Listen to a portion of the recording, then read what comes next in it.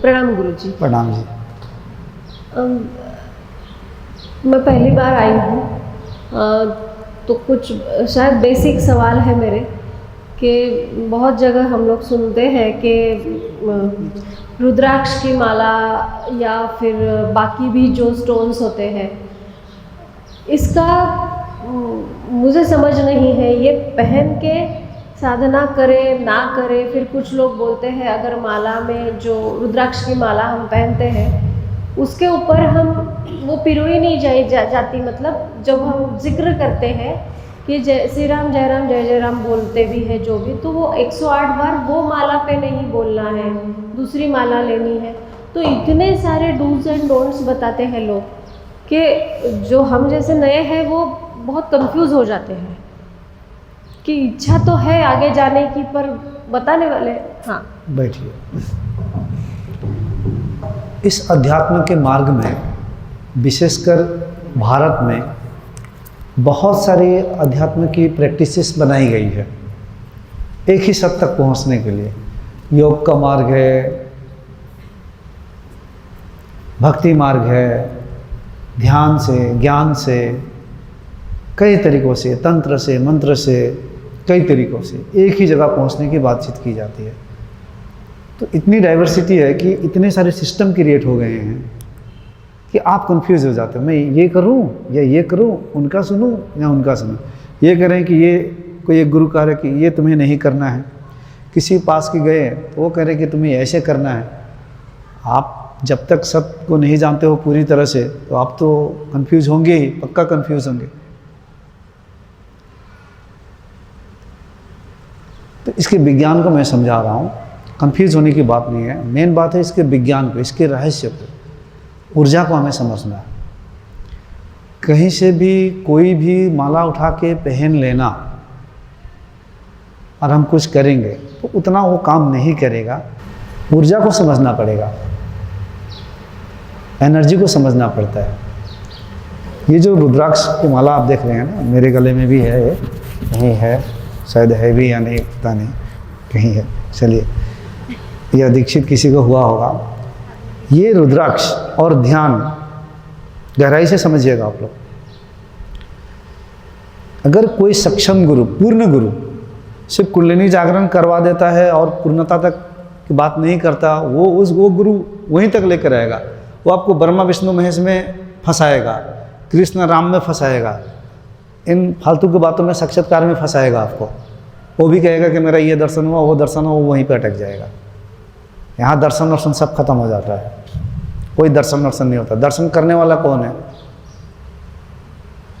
ये सब खत्म हो जाता है, ये होता नहीं है। तो वहाँ तक तो लाएगा, लेकिन पूर्णता की जब बात की जाती है तो ये सब दर्शन का चैप्टर क्लोज करना पड़ता है। ये है ही नहीं, भ्रम है। तब सक्षम गुरु, पूर्ण गुरु अगर अपने संकल्प, अपनी ऊर्जा एक माला में स्पर्श कर दे, संकल्प डाल दे उस एनर्जी फील्ड में, क्योंकि एवरीथिंग इज एनर्जी, हर चीज़ ऊर्जा है, एनर्जी है। उसको इनिशिएट करके अगर दे दिया जाए, वो माला कोई अगर समर्पण भाव से पहन लेता है, ऐसे हमारे कितने यहाँ पे साधक है। एक परिवार के एक सदस्य ने माला लेकर गया, घर में पहनाया, पहनाने के 3 दिन बाद में ही जो यहाँ पे आप देख रहे हो उनके घर पे स्टार्ट हो गया। पहले कोई एक पति आया, फिर लेकर गया घर पे, 2 बेटी को पहनाया, माता को पहनाया, घर पे स्टार्ट हो गए, और पहनाया और स्टार्ट हो गए। कितने लोगों की माला सिर्फ छूने से, पहनने से भी स्टार्ट हो जाता है। लेकिन वही माला आप दुकान से खरीद के लेकर आएंगे, वो बांटेंगे तो कुछ नहीं होगा। वो माला में जब हम कहते हैं ना, ये एटॉमिक लेवल पे होता है, सब पार्टिकल्स लेवल पे होता है। ये वाइब्रेशन और एनर्जी का खेल है। आज तो विज्ञान ने आसान कर दिया, हम बहुत ही आसान से कहते हैं क्वांटम लेवल पे होता है, सब एटॉमिक लेवल पे होता है, तो थोड़ा आपको समझने में आसान भी होता है। तो ये एनर्जी के लेवल पे होता है। तो वो माला कोई पूर्ण गुरु दीक्षित करके दे, पहन के आप करेंगे, उससे क्या होगा आप समझिए। जब माला जप करेंगे आप, उससे आपके अंदर ऊर्जा एकत्रित होगी, ऊर्जा इकट्ठा होगी, ऊर्जा डेवलप होगा। जैसे ऊर्जा बढ़ते चला जाएगा, एकाग्रता आएगा, एकाग्र जब होते चले जाएंगे तो और ऊर्जा पूरी तरह से आप में आएगा। फिर वह ऊर्जा ब्रह्मांडीय ऊर्जा के साथ आपको कनेक्शन बनाएगा। फिर ब्रह्मांडीय ऊर्जा से कनेक्शन जैसे ही होगा और दैव्य संपदाएँ आने लग जाएगी, और वही दैव्य संपदाएँ फिर आपको उस पूर्णता तक लेके जाने में सहायता करेगी। इसी को भगवद गीता में कृष्ण कहते हैं कि दैविक शक्तियों को या संपदाओं को अपने हृदय में, अंतःकरण में जागृत करो, क्योंकि इसके बिना कल्याण नहीं है। तो कैसे होता है? इस तरीके से होता है। एक माला से भी गति मिल गई। अब कैसे? मान लीजिए सब कुछ शून्य है, तो मैं यहाँ पे शून्य से कुछ ऊर्जा क्रिएट किया, एक संकल्प क्रिएट किया, तो संकल्प कहीं ना कहीं तो जाएगी ना, गति तो लेगी। यही तो प्रकृति के नियम है। हम जो कुछ क्रिएट किया वो कहीं ना कहीं वो जाएगी ही, दिशा में प्रवाहित होगी ही होगी। सिंपल सी बात है। आप लोगों ने अपने मन में ये विचार लिया कि गुरुजी के शिविर में जाना है, तो आपकी विचार, आपकी ऊर्जा यहाँ तक लेकर आई कि नहीं? तो सूक्ष्म जगत में किसी गुरु की ऊर्जा, दृष्टि, संकल्प आपको पता नहीं चलेगा, क्योंकि आपको तो हमेशा ऑन पेपर ब्लड टेस्ट का रिपोर्ट देखने वाली आदत है। ये पता नहीं चलेगा, और धीरे धीरे पता चलने लग जाता है आपके अनुभवों में, आपकी ज़िंदगी में जब बदलाव आएगा धीरे धीरे। तो वो ऊर्जा उस माला में, माला के द्वारा और जब जप करेंगे तो आप में ऊर्जा आएगी। फिर से दोहरा रहा हूँ, एकाग्र हो जाएंगे और उस ऊर्जा से जुड़ेगी। उस ऊर्जा से जुड़ने का मतलब ही कि ब्रह्मांडीय ऊर्जा से, मतलब आप गुरु से ही जुड़ रहे हो।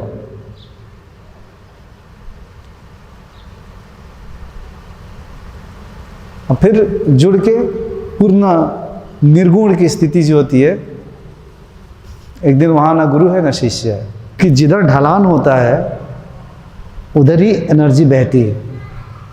जैसे पानी हम ढालेंगे, जिधर ढलान होगा, डाउन होगा, उधर ही पानी बहकर जाएगी।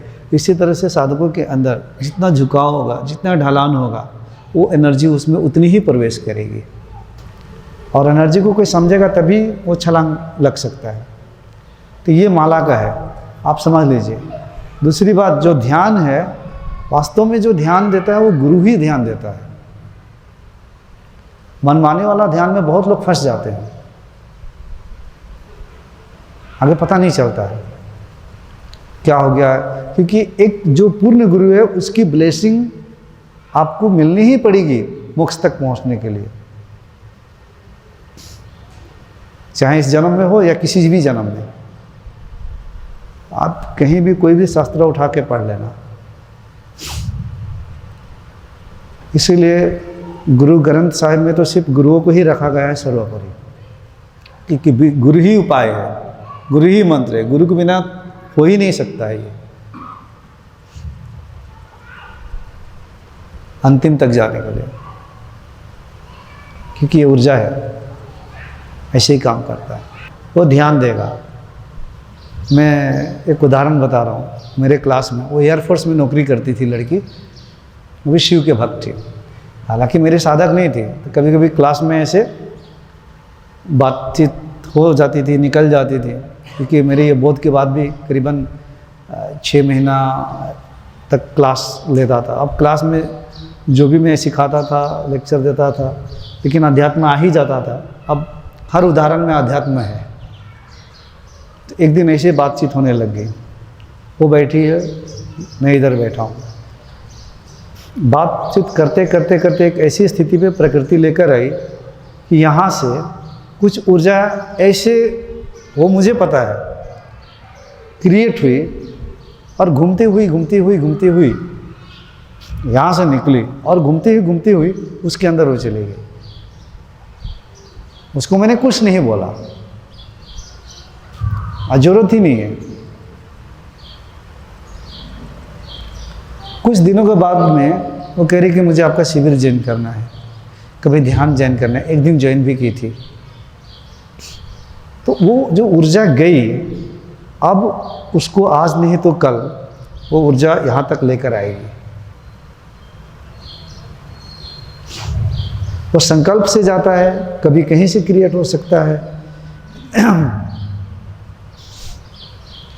इसी तरह से किसी नकारात्मक व्यक्ति की ऊर्जा बहुत नेगेटिव ऊर्जा है और कमज़ोर व्यक्ति पे अपनी ऊर्जा वो ट्रांसमिट कर दे, तो उसकी ज़िंदगी को फिर नकारात्मक नेगेटिव वर्ल्ड की ओर खींच के लेके जाएगी। क्योंकि नेगेटिव पावर्स पॉजिटिव पावर्स तो है ही ब्रह्मांड में।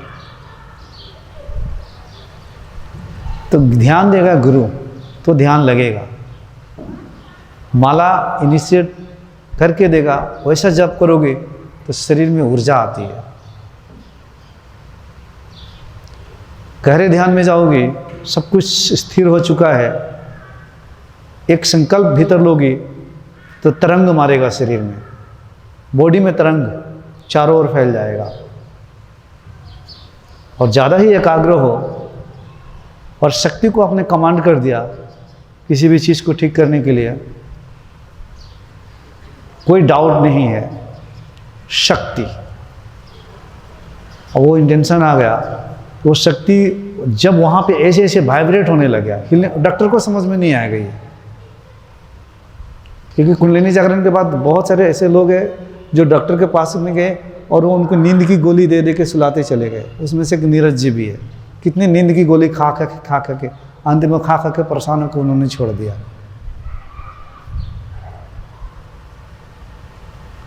कोई तो झाड़ फूक करने वाले के पास लेके चले जाते हैं, और ऐसे ऐसे होता है तो बोलते हैं तेरे अंदर भूत घुस गया, तेरे भूत को मैं निकालता हूँ, अपना झाड़ फूकने वाली प्रक्रिया स्टार्ट कर देते हैं।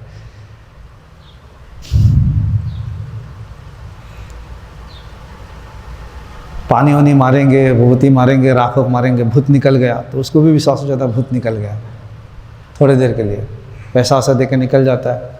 फिर बाद में वो देखता है कि वो तो हो ही रहा है, तो उसको लगता है कि वो गुरु निकाल नहीं पाया, अब दूसरे गुरु।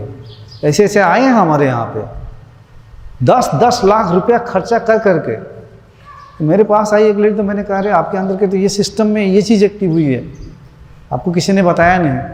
तो बोले नहीं गुरुजी, मुझे सिखा, ये एलियन भूत घुसा हुआ है। उसके पति प्रशांत, एलियन घुसा हुआ है। वो उसके कहने का मतलब ये आप बंद कर दो, निकाल दो। अब एक बार जिसके अंदर में ये सिस्टम जागृत हो, वो कैसे बंद होगा? इसीलिए गुरु के शरण में वो ज्ञान भी जरूरी है कि ये सिस्टम क्या है, बोध क्या है। अभी वो समझ नहीं आ रहा है कि क्या है। ज़्यादा डूज एंड डोंट में फंसना नहीं है कि ये करो, ये ना करो। आप माला जप करना अच्छा लगता है तो बैठ के उसको जप कीजिए, अच्छा नहीं लगता है तो चुपचाप शांति से बैठ जाइए, ध्यान कीजिए। या तो जो स्वतः ब्रह्मांड से मेरे द्वारा सर्वप्रथम 2 शब्द आया, कहीं कोई सिखाया नहीं, कहीं बोला हुआ नहीं, इसको आप अपना मूल मंत्र बना सकते हैं। लेकिन सीधी आप उसी फ्रीक्वेंसी में आएंगे अगर सही तरीका से किया तो, समर्पण के भाव से किया तो। बताऊंगा मैं आपको 2 दिन बाद।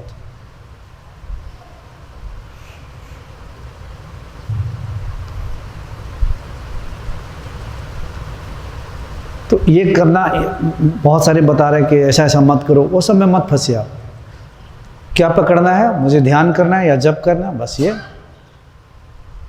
और बहुत सारे रिस्ट्रिक्शन में आपको जाने की ज़रूरत नहीं है। मैं तो कहता हूँ सारे रिस्ट्रिक्शंस को लांघ जाओ, पार हो जाओ। अध्यात्म में आए थे आप लोग मुक्त होने के लिए, और यहीं पे नियम में आपको ज़्यादा बांध दिया जाए तो हर नियम स्ट्रेस क्रिएट करता है कि नहीं? हर रोज़ पूजा करते हैं और पूजा करना ही है, तो ये भी एक स्ट्रेस बन जाता है। आज पूजा हुआ नहीं तो लगता है कुछ खराब हो सकता है, हमारे भगवान देवी देवता रूठ सकते हैं। पूजा हुआ नहीं, पूजा करना है, एक स्ट्रेस बना हुआ रहता है। असली पूजा तो हृदय में है। आपके शुभ विचार, सद्भावना, प्रेम हर क्षण आपके हृदय से प्रवाहित हो रहा है। सबका कल्याण, सबके लिए निस्वार्थ प्रेम।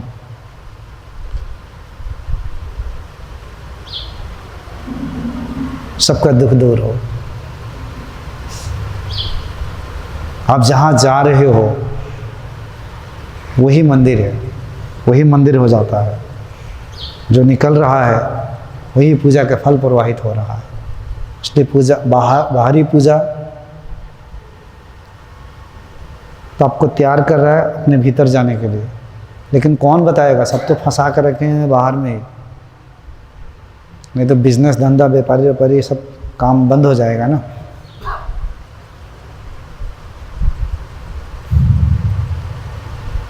और लोगों को चाहिए आनंद, प्रेम, शांति। कोई भी कुछ भी रास्ता दिखाता, भेड़ बकरी की तरह उसी में लाइन लगा देते हैं लोग। शायद इसी से कुछ हो जाए। उनकी भी गलती नहीं है ना, क्या करेगा? तो इसलिए सारे नीति नियम डूज डोंट्स से पार हो जाओ। मेरे लिए बस ध्यान करना, और ध्यान में भी नहीं कहता हूँ कि करना ही है।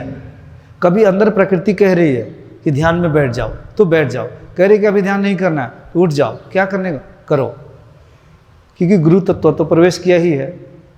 और वो बता भी रहा है बहुत सारे ध्यान के विधियों से कि हर क्षण निगरानी रखो अपने भीतर, जागृति बनाए रखो।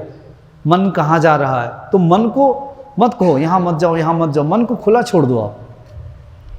वो जहाँ जाना चाहता है मन को जाने दो। मन के पीछे बस आपको खड़ा होना है। मन कहाँ कहाँ जा रहा है उसको देखो। अब जैसे मन जहाँ जा रहा है, मन को देखना भूल गया पीछे खड़े होकर, तो काम वहीं गड़बड़ होगा। वहाँ पे मन राजा हो जाएगा। फिर वहाँ पे जो आपका कर्म होगा, वो कर्म इस माया नगरी में, माया के जगत में आपके लिए वो बेड़िया पैदा कर देगा, बंधन पैदा कर देगा, पाप कर्मों में लिप्त करवा देगा। जैसे ही मन के पीछे आप खड़े हो तो मन गलत कर्म में जा ही नहीं सकता। वो देख रहा है ना पीछे कोई खड़ा होकर मुझे देख रहा है। जब देखता है कि मेरे पीछे कोई है ही नहीं, तभी वो अपनी स्वतंत्रता से, मन को सही और गलत का फर्क पता नहीं है उसको, तो ऐसे भी नेगेटिव चीज़ों में और मज़ा आता है, उन्हीं चीज़ों की ओर जाएगा, आकर्षित होगा। तो आपको बस खड़ा होना है। और ये भीतर की बात है। अभी मैं कहीं बैठी हूँ तो मेरा मन क्या कर रहा है, किसके बारे में सोच विचार कर रहा है, क्या प्लानिंग कर रहा है, क्या साजिश कर रहा है, कुछ भी चल रहा है, उसको आप पीछे खड़े होकर देखते रहिए। क्या परेशानी है इसमें? कैसे देखना है? मन को आप जबरदस्ती नहीं रोक सकते हैं, बस आप देखिए। ये भी एक विधि ही है, सिंपल। सबसे अच्छा विधि तो मैं इसे अच्छी विधि ये कहता हूँ कि ये जो मैंने करवाया सुबह, इसको बार बार करवाओ, और भी करवा दूंगा मैं एक बार। बहुत तीव्र, सर्वोच्च, बहुत ही जल्द आपको हर चीज़ों से मुक्त कर देगा ये। शुरुआती में थोड़ा अच्छा नहीं लगता है कि अपने माता पिता को ही जलवा रहे हैं, सबको जलवा रहे हैं, लेकिन आप धीरे धीरे देखोगे कि इतना भागने की ज़रूरत नहीं है, सब कुछ अपने आप स्थिर हो जाएगा। ऐसा लगेगा सब कुछ ठहरा हुआ है, स्थिर है, कोई समस्या नहीं है ज़िंदगी में। हालांकि कोई आदमी आके आपके बारे में अनाप शनाप बोल रहा है, गाली दे रहा है, गुस्सा से आग बबूला है, तभी भी आपके अंदर क्या आएगा? कोई समस्या नहीं है, सब कुछ ठीक है, स्थिर है। ठीक है, तो मैं आप लोगों को कोई नीति नियमों में बांधने वाला नहीं हूँ, बल्कि जितने नीति नियम आप लोगों ने बना के रखा है उन सब को एक एक उखाड़ के हमें फेंक डालना है। हमें आज़ादी चाहिए, हमें मुक्त होना है। कोई नीति नियम नहीं, बंधना नहीं है हमें आज़ादी चाहिए। जैसे आकाश खुला है, निर्लिप्त एकदम। ठीक है, कोई ज़रूरी नहीं है कि गुरु जी के पैर छूना ही है, नमस्कार करना है, इसकी भी आज़ादी है। करो तो करो, ना करो तो मत करो, ये भी बंधन नहीं बनाना है।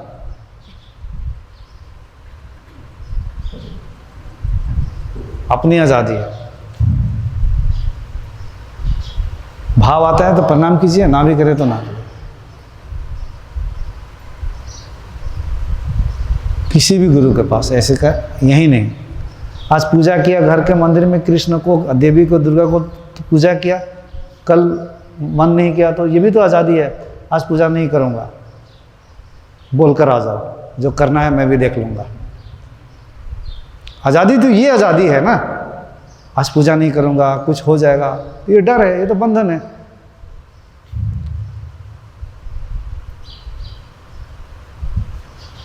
ऐसा करो आप।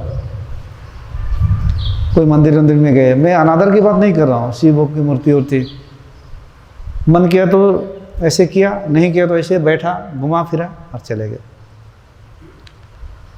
शिवत्व तो आपके अंदर में है, उस मूर्ति के भी अंदर है। गुरु के भी ऐसे करता है, पीछे वालों को दिखाता है, उस मूर्ति में उस ब्रह्म तत्व को दिखाता है, उसी ब्रह्म तत्व को नमस्कार करता है। वो करता भी है, नहीं भी करता है।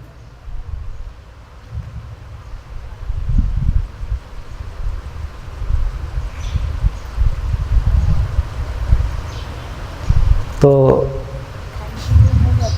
यही है, हाँ, ध्यान रखना है। ये समझ में आएगा ना आपको। डूज डोंट ख़त्म करना है, ऊर्जा पे काम करना है। यहाँ आप आई हो और समझ लेना, सब कुछ सिस्टमेटिक होगा और धीरे धीरे धीरे सब समाप्त हो जाएगा।